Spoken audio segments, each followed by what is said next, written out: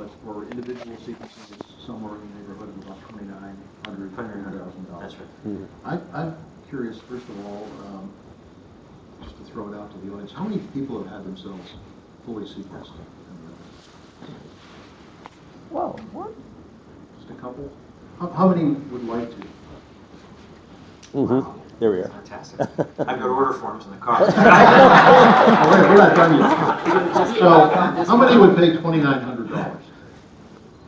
You, right? Here we are. How about $2,000? Would you do it for $1,000? Oh, yeah. I mean, yeah. I think it sounded like your price point is right. You're getting there. Right about there. So you've had yourself sequenced?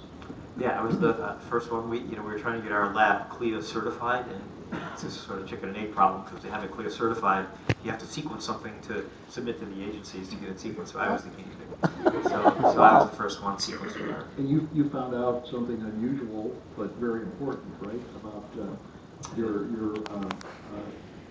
ability or inability to go under anesthesia, right?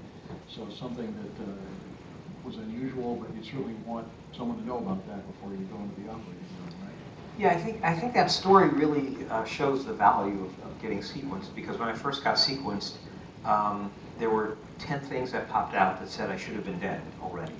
So this is the value of having this actually done. I put my genome in the public domain, and we went back to what's called HGMD. It's the Human Genome. I forget what it stands for now, actually. But it's got all the variants and the diseases that have been recorded associated with those variants. And it's full of errors. I mean, these are things that, one study done 12 years ago is in this database. And so we were able to go in and using my genome begin the correction process to make sure that these databases are much more accurate. The more genomes we sequence, the more accurate these become.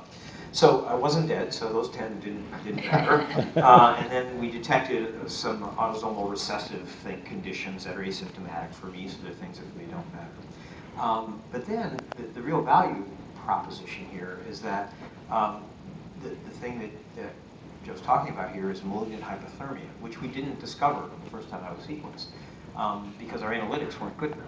But once you get sequenced, every year they rerun our new pipelines on the same sequence, and we get better and better and better at analyzing the data.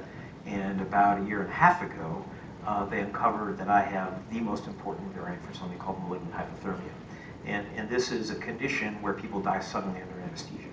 And we've all heard of people that sort of mysteriously just suddenly die, had nothing to do with the surgery gone awry, and it's from this condition.